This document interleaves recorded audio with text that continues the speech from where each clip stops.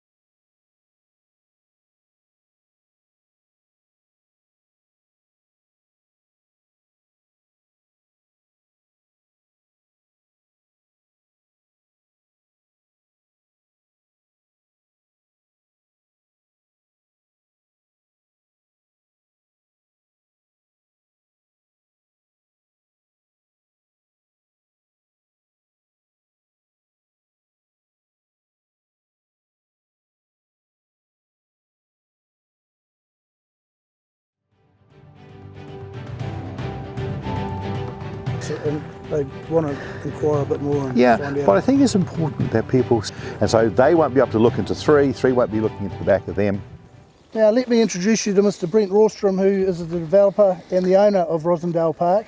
Brent, thank you very much for your time. You're welcome. No doubt, since everyone's seen the video, they've got all the drone shots, they've got plenty of questions.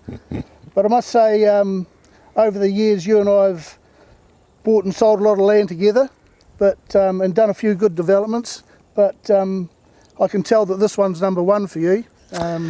Obviously it's been a project, and I remember you brought me up here 6 years ago when it was just a blank paddock and had these visions and told me all about it, but to see how it's actually developed over the years and what you've finally produced here is an absolute credit to you, and I'm sure everyone's very, very keen to hear the story behind it and what is so unique about this property here. So without further ado, let's hear all about it.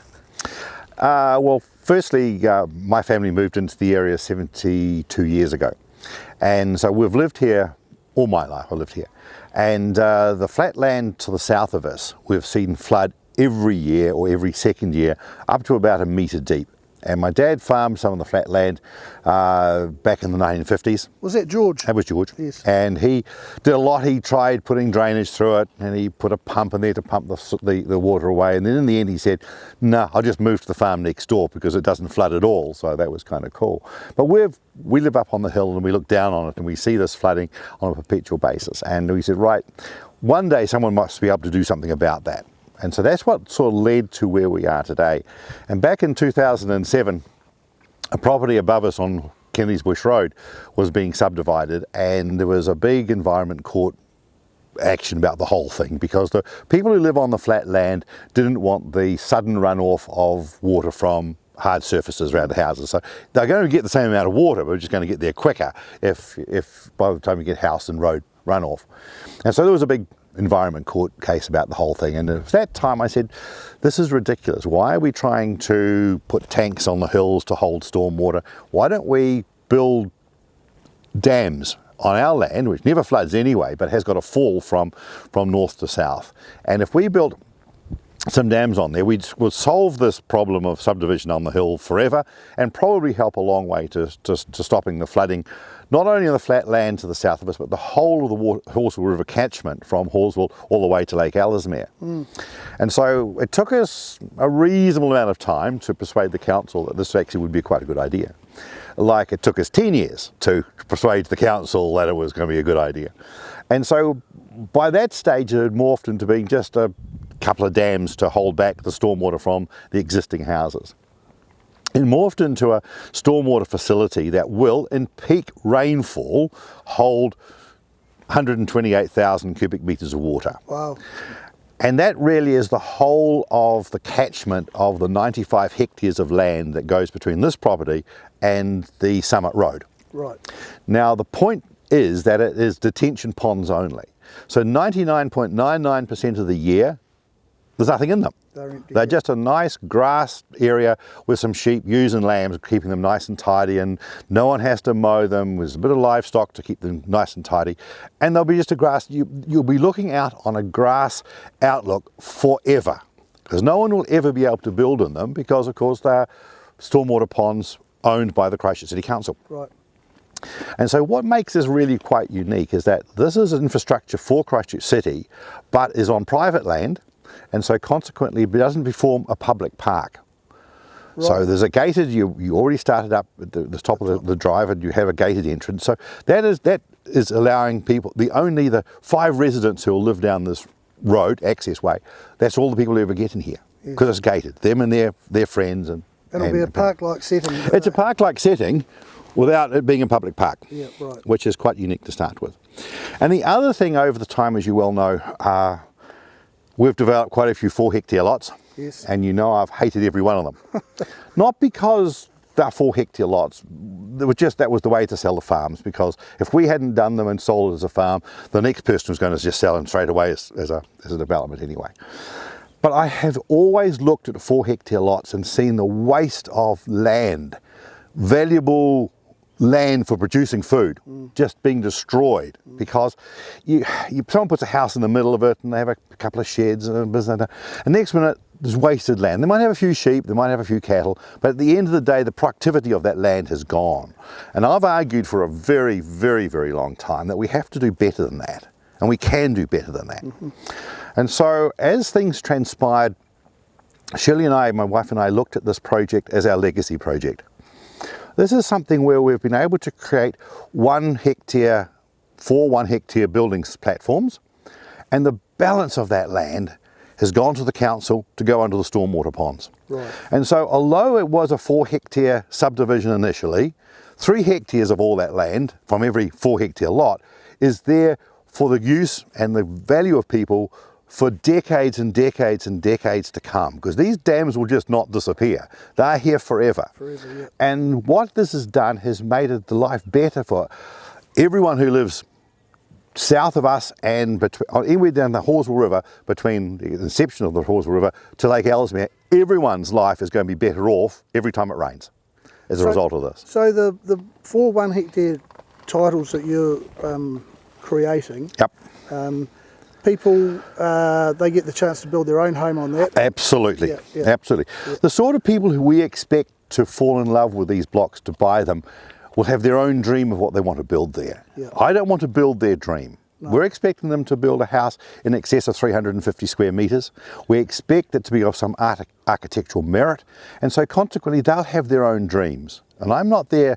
They may or may not build a house that I particularly like or don't like. That's not my problem. But it's their dream they're building. They're going to have a dream lot to build their dream home on. Yeah. And that's it. We're not going into the building houses for them. What we have done, and we've spent a horrendous amount of time and effort to make this a fully developed site right from the very beginning. So when we started the project of actually building the dams back in 2017, the first thing we did, as soon as we'd moved past this particular area of the land, is we planted out all the natives. So the natives are 8, 9, 10 years old, just about. And so that's why they're starting to get some height, they're starting to get some growth. And behind us, we've planted a couple of hectares of redwood trees. And the redwood trees are amenity trees. They're not there to be ever felled. There's absolutely no point. It's just purely to create, and I just like redwood trees. Yes. And I just didn't want to have natives everywhere. We wanted to have something other than natives. And a redwood tree to me was a perfect tree to have. And the reason for that being is that we've got one lot. Lot 1 is behind me and slightly to my right. And we don't want them having to sort of really be careful of what they put on their site, rather than having the lots 3, 4 and 5 look into them. Or lots 3, 4 and 5 don't want lot 1 looking into their site. No. So as the redwood trees grow up, they'll have total privacy. And so they were planted again in 2007. So it's been a long-term plan to think about what this is going to need to look like in 10 to 15 years. You put a huge amount of thought into it. Oh yeah, we've been here for a long time. We've thought about this project for many years. Yeah. And so this to us is trying to almost make perfection in a subdivision if we possibly can. I guess the big thing for buyers to realise is that this is a bit of a one-off. It's the first time it's been done, isn't it? So, Well, you can't get you cannot buy a 1 hectare lot in Christchurch City. This is inside Christchurch City boundaries. Yeah. You cannot buy a 1 hectare lot. It's End unique. of question. That's it. You cannot buy it. Then you add to the fact that it's on city sewer. Yeah. High pressure water, 3,000 litres a day of high pressure water. You've obviously got power, you've got fibre. Everything's here. It's a residential subdivision in a rural setting, but it's a decent sized section. People we expect of a hectare, they can either have a ride-on lawnmower and a few trees and mow it themselves, or they can have a big boys toy shed, they can have a tennis court, they could almost have a dressage arena for their kids to ride ponies in. There's plenty of room for all that. And that's what it's all about. It's unlimited without them having to have the hassle of looking after 4 hectares. Yeah. And I've long seen a 4 hectare lot as not a lifestyle but like a life sentence block to a lot of people. Yeah. They like it for a year, then all of a sudden they want to go away on holiday. Well, what to do with their animals? Yeah. Who looks after their animals? Yeah. You've only got to talk to vets about what they think of 4 hectare lots and you move on. So this is the ideal scenario. Now I'd love to be able to do this, and I'd love to with the government's ideas on elite soils, and I'd love to be doing these 1 hectare lots and set-asides like they do in other countries of the world. But no, at the moment, most people have to buy a 4 hectare lot and put up with it if they want more than 800 or 900 square metres. So we've got that unique advantage here. Yeah. No, so there you have a bit of a roundup from Brent, but really there's just so many features that we could yarn about. But one of the biggies for me, as Brent said, it's on the city sewer. There's no outlay for septic tanks, which is $40,000 plus. It's just 5 minutes from the city doorstep. There's just so much going on for it. But if you want to buy some blue chip real estate, you won't go or find anything better than this. So Brent, thank you for your time. You're welcome. I'm sure that answers a few questions for our potential buyers and those that want to take it any further. And I'm sure if you want to discuss it further with Brent, that he would be open to having a cup of coffee and just pointing out anything else that you're not too sure about. But thank you, Brent. You're welcome. It's a cracker of a subdivision. Thank you. Congratulations to you and Shirley. Thank you. It's been a lot of work. It's going to be exciting, and there's just a real opportunity here for people to live the life, really. So we're going to be auctioning these blocks early December, and they'll be marketed in about a month's time. So yeah, keep an eye out for it, and we look forward to seeing you here on site at some stage to view this magnificent subdivision, Rosendale Park. Thank you. Cheers.